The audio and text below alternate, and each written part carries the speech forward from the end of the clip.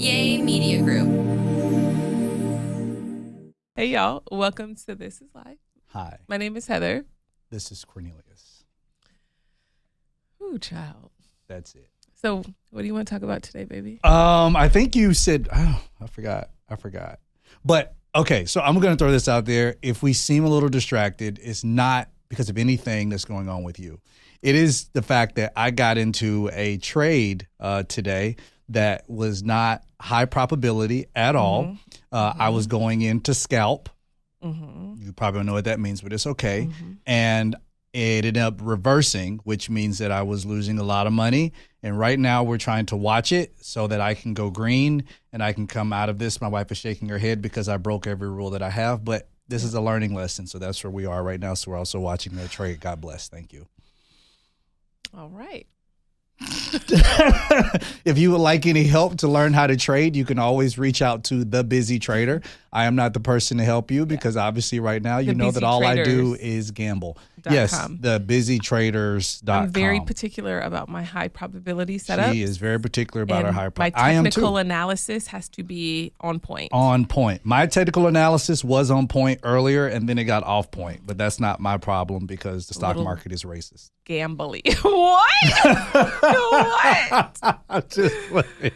Child, y'all don't even understand. All I heard was, babe, I think I got in the wrong trade. Babe. Yes, but we're okay. We're good. We're okay, there. so what are we going to talk about today? We're supposed to talk about timing. Yeah, God's timing, trusting God's timing. Yeah, which is so hard because timing comes with trust. And I mean, it's so hard to trust nowadays. It's hard to trust anything. Yeah. So the fact that you're like sitting around like, well, how do I trust? The timing I'm going to get married or the timing I'm going to have kids or especially if like you're trying to have kids and oh my gosh, this is so amazing. You're trying to have kids, but it's not happening the way that you want it to. But that timing, it always kind of, oh, you know what? So there was a great example that I used to use way back when, but it's called the slingshot effect. And pretty much what happens with the slingshot effect, like if you go outside, I don't know if you remember the old slingshot, but you had the stick with like the rubber band in the middle of it and you put the stone inside of it. Well, you go outside and you'd pull that back. And the thing is, if you pulled it back, just by a little bit, the stone will fall like right there at your feet. It'll fall right there. But if you pulled it back all the way, or you pulled it back with as much, intensity of pressure as possible, then the stone will go faster and further. And so I think a lot of times we're trying to wait for timing and it seems like we're going backwards. That's real. It seems like I'm not moving ahead, or it could seem like everybody else is going further along than I am. Yeah. But you can't be confused because it could be possibly that it does look like they're springing forward faster, but they're not going to go that far. Yeah. Because they haven't gone back far enough. And so when the slingshot effect is you're going back, and you believe that going backwards, you're going to eventually spring forward. Yeah, no, I agree. I know that I went through a season. I remember I graduated from Michigan State. I moved off to college, and I just really felt like I wondered, like, God, what do you have for me? It seemed like so many of my friends were getting married. So many of my friends were in long-term relationships. And I felt like, God, when are you going to like hook me up? Like, where's my husband? Where's my kids? And it makes sense because when I graduated college, I was 21 and my husband was 18. Well, we didn't have to throw that in. And I would have never. That's what you call. I would have never looked his way because he was 18, right? And he was just graduating. You were graduating college when I was graduating high school. Or you're graduating I was graduating high school and you was graduating college. Exactly. So I'm sorry. We're not checking for nobody that's young like that, right? So it's so funny to me that I'm up here stressing out God about when is it my time to meet my man. And you were doing your senior year stuff. I'm like H-Town. Like I knew I was ready. The crazy thing is though, our daughter was asking, like, remember she was asking questions about marriage the other day? Yeah. And she was just like, well, how long did it take Daddy to know that you were it? You were the one. And he was like, within 5 minutes, of meeting mommy, I knew right away. And she's like, that's right. He's not taking me on, what did she say? She's like, he's not taking me on 52 dates before he finally tells me that he's going to marry me. He going to need to know. I was like, dang, Sister Soldier. Right. Calm down. Do you see where like, you are 8? Like, it's okay. And then she brought up one of the kids. She was like, yeah, and this guy, like, I'm not really sure. You did a great job. You were like, well, babe, you don't have to make a decision right now. Like, you can move, like, you don't have to, because she in her head, she had already built out a whole life. Her whole life. With this person. And it was just like, you don't have to do that. Yeah, but she's like, I just don't like his last name. And yes, like, that's what she said. I was she like, didn't well, like his last name. You don't have to choose because you're in 3rd grade. You're in 3rd grade. And we don't push marriage like that in our home. We just say, when you get older, in due season, in due time. And she asked us about kissing and hugging before we got married and stuff like that. She did. We just said we didn't kiss till our wedding day. She's like, well, I want to do that. And I said, well, if you want to do that, we support you. You know what I mean? It wasn't something like we are pushing her to say, this is what you have to do because mommy and daddy did. Yeah. It was one of those things where we just said, hey, this is what we did. And she was like, oh, I want to do that too. But to impose, it was something we talked about. In order for you to, if you impose a rule, then you have to set up a system of governance. Yeah. And so, like, to make that a rule for our children to say, this is what you have to do, then now we have to create a whole system that is going to ultimately govern the rule that we're trying to create. And it's just, in my opinion, it's not worth it. Yeah. So allowing them to be able to make these decisions for themselves because they probably are influenced either way by us, I think it's extremely healthy. Definitely. But even telling her, who's 8, who has her whole life planned. She has her whole life She's planned. named her kids London and Paris, her twin girls. She's having twins. I'm like, well, there's no twins anywhere in our lineage. There's none on either side. There's no twins. There's none that we know of. None whatsoever. But Tay has her life planned out. She does. And so I feel like so many people are the same way. Yeah. Like they have their life planned out and they're just like, all right, God, by 23, I want to be married. Because that was my thing. By 23, I wanted to be married. 25, I wanted to have a kid. Just one. And then, 27, I wanted to add a couple more, right? So I had all these plans, and I remember putting dates on the calendar and telling God, like, God, this is your deadline. Like, I need you to rescue me. I need you to help me. Yeah. You know what I mean? And I didn't have any of that. I didn't care. Oh. I didn't care. You got out of it? I'm sorry. I'm in a trade, so hopefully we're getting out of it. It was red? As soon as I sold, it bounced back? It bounced briefly, but you're still up 7 for some reason. That's weird.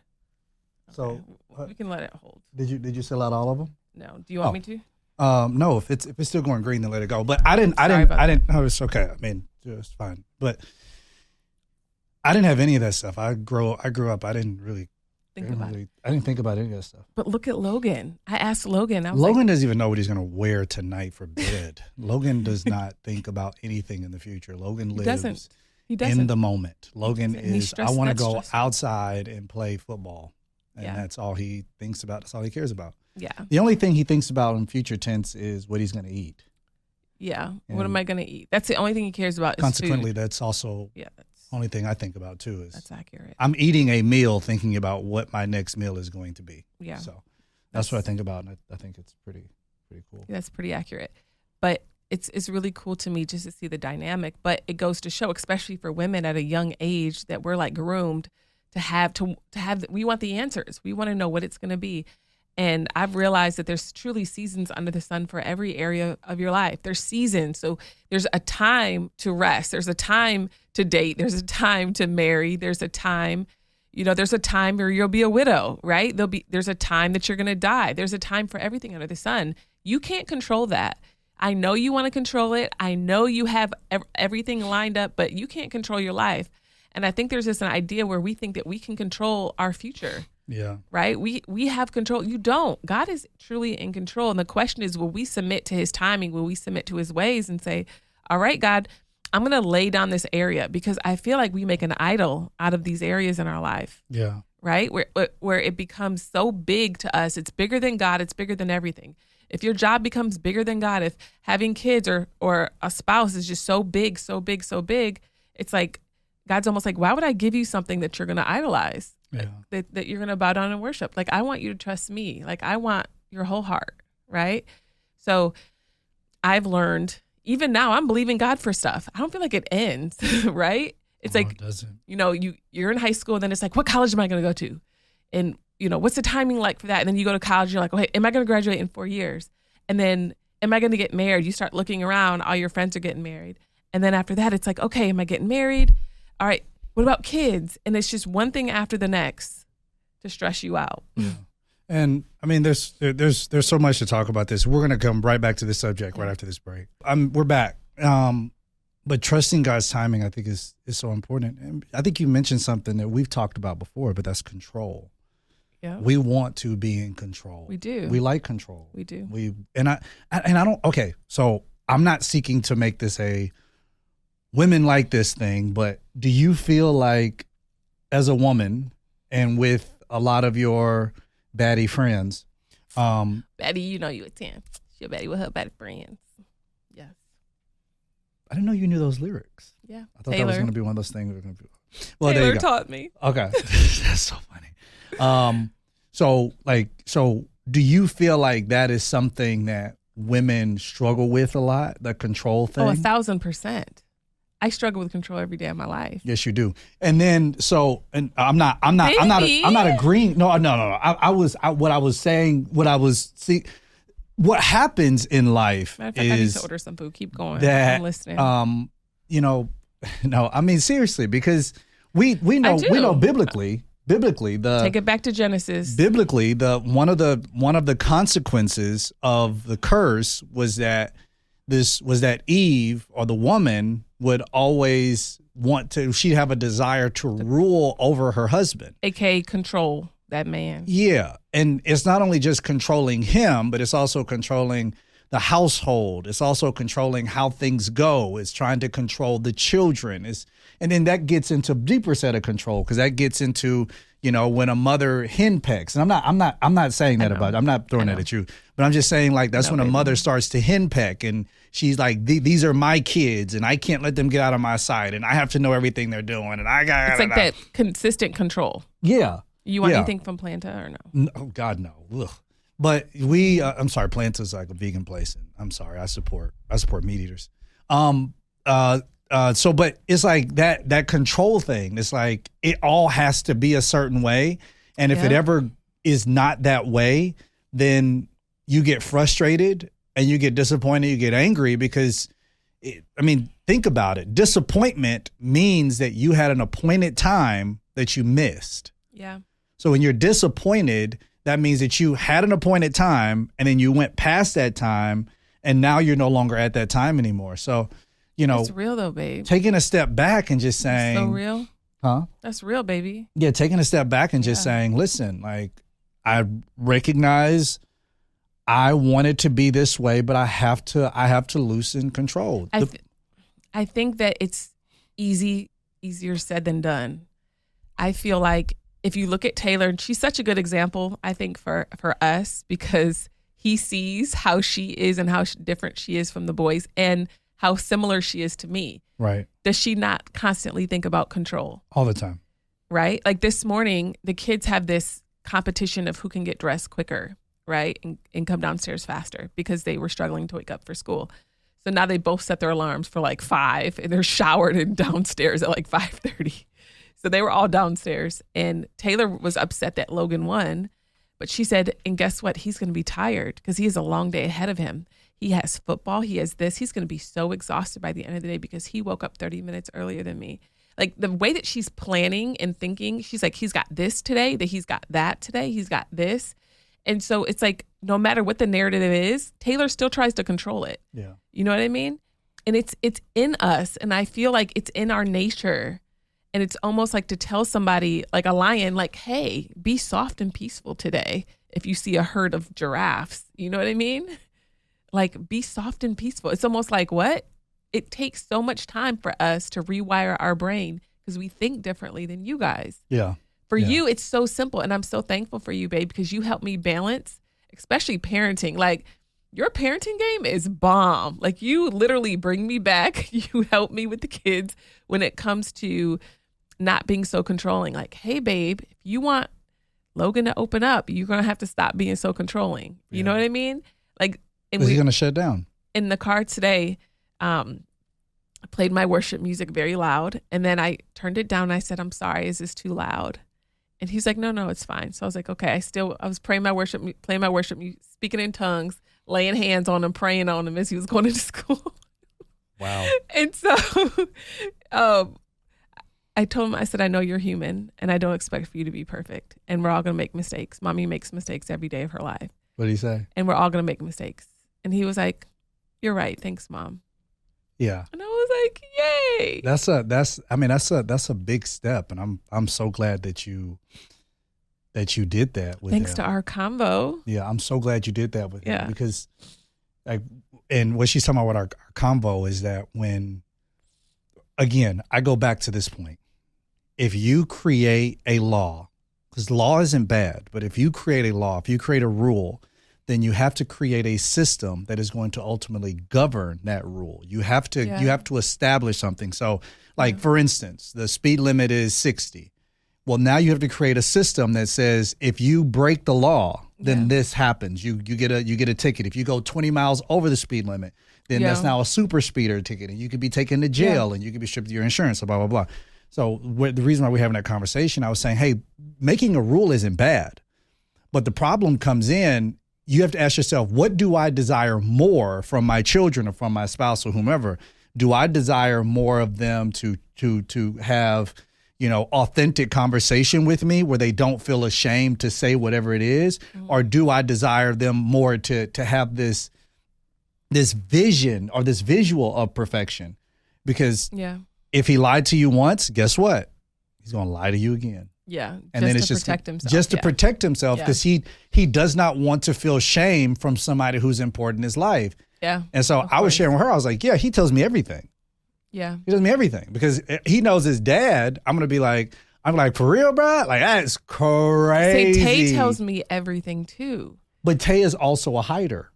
Yeah. Tay's and she tries to please. Yeah. And so, with Logan, it's like, I don't, we'll be like, bro, for real? Like, and we'll go back and forth. And then I'll be like, yo, so what you think about that? And he'd be like, you know what? I don't know. I don't know if I like it. And I'm like, yeah, I ain't really like it either. Like, it's just one of them things, like doing them things for me. He was like, yeah, I don't think I'm going to do that. Yeah. And I'm like, yeah, I would agree, bro. Like just, you know what I mean? And it's just throwing that out there. And he's just like, okay, cool. Okay, I'm green again. But, thank you, Jesus. I'm thinking like you really have to look at your overall, was it grid? What? Look how much you made. I made $6 today. I'm so thankful because I was down 200. But whatever. I don't care. I was just trying to be green. But anyway, like if you really want to get out of this control thing, like you have to relinquish it. Well, I think the first step is realizing that you are a control freak. Yeah, you're controlling. Like you're controlling, and people around you only do what you say, like just to your please children you. Or even your spouse, just to please you because they don't want the tornado that will come out when you freak out. Yeah. Right? They'll never show their humanity to you. Yeah. Remember we had that conversation about PKs? Mm-hmm. Yeah. A PK is a pastor's kid, a preacher's kid. And we always, they always wonder, like, I wonder, why the case is that preachers' kids become wild. And it's like, well, typically if that household had a bunch of laws, a bunch of rules that were, we could say they're biblical, whatever it is, then that child would always give off the perception of I'm good, but but then, it finally comes out that, the pastor's daughter is pregnant. Well, how could that be? I told her she's not supposed to have sex if she got married. And I told her she's not supposed to do that. I told her she's not supposed to do that. But you never set up a true system of governance. And she never showed you her humanity. Yeah. Yeah. So she wanted to have sex and she wanted to learn about sex. She learned about it from somebody else because she didn't have to get it from you. I definitely had the sex talk with Tay. She asked me, she was like, what? I have to do that? She was like, wait, you and Daddy did that 3 times? Did a whole lot more than 3 times. I was like, ciao. Yeah, you don't need no shot.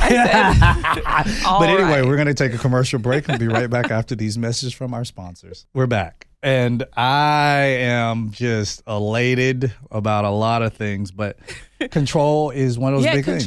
You got to let it go. And I think we want to control our futures and our life. And so everybody else. What we do is we strive. And if you're like me and you can be type A and a perfectionist, it's like you go hard on work. You go throw yourself into it, right? Because you have an idea. If I throw myself into this, then I'll become successful. And as long as I'm successful, I'm in control. Yeah. And then I won't be poor anymore. And I won't be back where I used to be. Yeah. So as long as I throw myself into it and work nonstop and go nonstop. And then what happens when you don't get the promotion? What happens when the deadline comes and goes and things don't work out in your life? And I wonder if so many of us have our ladders up against the wrong building in life. Come on. You know what I mean? Yeah. Like you have your ladder up because you're trying to force God's hand in that relationship, in that job, or whatever the case is. And it's like you keep climbing this ladder of life and you're frustrated. And it's like we have to stop and say, am I on the right ladder right now? You know what I mean? Like what's happening? And maybe you are on the right ladder, but you're just not content with where God has against the wrong tree. Yeah, come on. Seriously, though, maybe you're just not content with your portion and what you have. I've learned to stop and smell the roses of my life. My life is beautiful. My husband is a bomb. My kids are amazing. I'm exactly where I'm supposed to be. I trust God's timing. And I think I used to struggle with that because I was always striving for more and more and more. But you'll never be satisfied. There's always going to be this greed inside of you that says you can't enjoy today because, you know, you need to strive for more. Yeah. And then I realized one day, like, I don't need more. I have everything I need right now. My family's healthy. We're good, you know? Yeah. I feel like God gave us a solution for control and discontentment. Yeah. I am confident that you do not want to hear this because your flesh will rebel against it, but it's called Sabbath. So God, from what Genesis tells us, he worked for 6 days and then he took the seventh day to rest. And so Sabbath in its purest form is the most accurate definition of faith. Yeah. Because Sabbath says, if I do nothing, I trust and believe that he can do everything. Yeah. It's literally taking a step back. So when we say relinquish control, we're not telling you not to do certain things because even God worked for 6 days. But it's taking time, it's taking the day, taking that time away to pull back and say, you know what, God, I've done everything I know to do. Yeah. And now I trust you. You know, so you're saying, oh, well, I hear what you guys are saying, but you're already married and I want to be married. Okay, so you're on 6 different dating apps. You're going out to all these dates. You may be getting some free food, maybe putting a little, you know, maybe giving some reward on the side because of the food, getting some dessert at home, all those kind of. Throwing it around a little bit. You're throwing around a little bit. I mean, you know, loosey booty, let it go. And then you're doing all of that stuff and it's still not working. And so you're thinking you need to get on another dating app, or now you're like, well, maybe to go to church to find this person, or maybe to go here. Or you ask people, where did you find your spouse? Where did you find your spouse? Yeah. Maybe I can go to the mall, or maybe if I do this and they're having a festival, maybe I can find this. And so now you're going to places, not even for fun or for enjoyment. You're going to places because you're trying to look for something. Yeah. And God's just saying, listen, like rest. And in fact, that's what happened with us. Because I was dating this girl who I legit thought this girl's gonna be my wife, without Which is crazy question. Because y'all was toxic. It was an extremely toxic relationship. It was an extremely, extremely toxic relationship. But I felt like I didn't want to get to know anybody else. Of course, I mean, you know what I mean? Y'all were together for so long, and I knew her mom, I knew her grandmother, I knew her uncle. Like I was there when her dad died. In Florida. Drove them down there, like. You know, me and her, we laid on the floor together because there was nowhere else for us to sleep. We laid on the floor together, you know, and I comforted, like I was there for her. Yeah. And so I was like your high school crush kind of thing. It was. I mean, in fact, it was. Like even when I was in high school, I remember the first time I saw her, I remember telling one of the guys with me, I was like, yo, I want to date her one day. And he was like, well, you ain't going to date her, like blah, blah, blah. But I ended up, you know, it was a great situation. But then it was like, after it ended, I was like, you know what, screw it. I'm done. I remember telling God, like, you know what, I'm done. It is what it is. Like, boom. And then it was a short time later, you came along. You met this baddie. And I was like, yo, like, but legit, like I did everything I knew to do. And then finally, when I threw up my hands and said, you know what, God, you got it. That's when it was like, oh, boom, boom, boom, boom. I literally was like, screw it. like I got to that point, like rock bottom, where I was like, screw trying, screw looking. I worked down on Wall Street, and I had a thing for guys in suits. So I would like go out and just like window watch. I'd be sitting there watching. Never heard this story before. I know. I had a thing for guys with suits, right? So when I met you, you had a suit. It's so I used funny. to wear suits all the time. All the time. So I had a thing for guys with suits. So I would like grab my lunch and I'd go outside right on Wall Street. And there'd be so many people in suits. And I'd be like, yes, Lord, yes, yes. What you do for one, do for another. Come on. And I'd just be like, Lord, like, oh, is he it? Is he it? Because guys would look at me and they'd come talk to me. And I'd be like, God, is this it? And he'd be like, nope. And I used to be like, what? Like, what is happening? And I didn't know. Like, I'm on here Wall Street, at Wall Street looking around. Meanwhile, my husband's in Atlanta, a whole nother state. And it's almost like I can't control that. You would have never walked by me on Wall Street. Never. You know what I mean? Ever in life. I would never go up there just for fun or never. Right. I wouldn't live there. I wouldn't be there at all. Actually, I have an itch in my spirit, so I'm going to start trading for a New York trip. And you can scratch it. What? Us. Gosh. You have to come with me and be my support. Oh my gosh. That place, it just gives, every time when I land in New York City, or even if I land outside of New York City, I'm just like, God, get me on the safest thing out of here as soon as you can. Just keep me safe until I can leave. And right now, New York City is insane. All right. So I love NYC and I really miss it. But anyways, that's besides the point. But it's like, I remember saying, God, I'm so tired of dating here. Yeah. I swear you have to drop my husband from the sky. Like, literally, I dropped from the sky. Literally. I was like, I see no options. Even the guys, and I went to a mega church at the time, and I dated guys at my church, and I felt like, okay, you're saying they're not my husband either, and now I'm frustrated because I don't understand. And I almost tried to force God's hand. And I didn't know. I had already met my husband, and I'd walked by you for like 2 or 3 years straight. I'd never met you before. You always tell this story. I never met you, babe.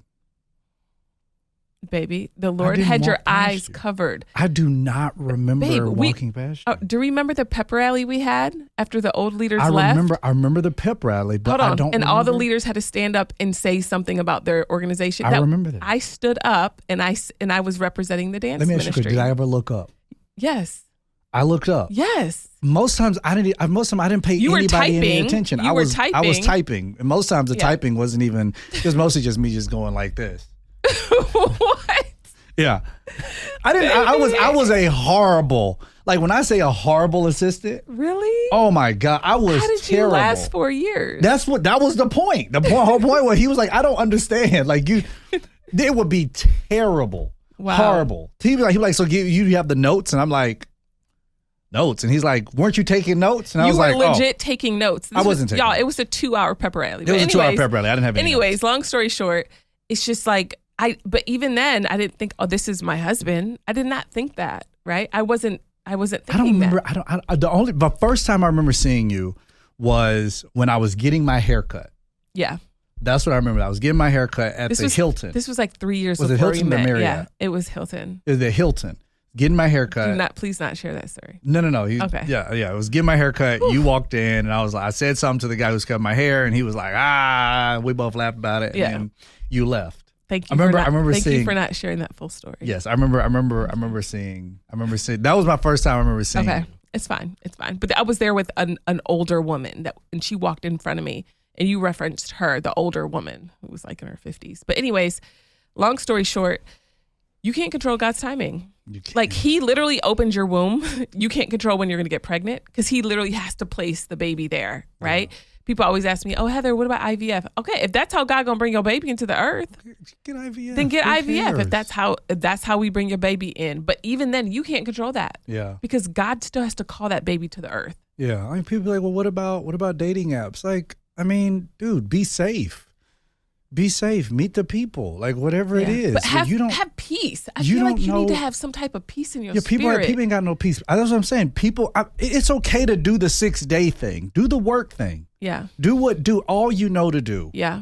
But then at the end of it, I'm taking my hands off. Yeah. I think that's how we do it. But y'all, we appreciate y'all being with us, man. We love you. We have been rocking out with y'all for a long time. Make sure that you subscribe to this podcast. Tell your family, your friends. Be like, yo, did y'all hear about this podcast? It's called This Is Life with Heather and Cornelius. It's dope. Man, we love y'all though. God bless y'all. Introduces We out this piece.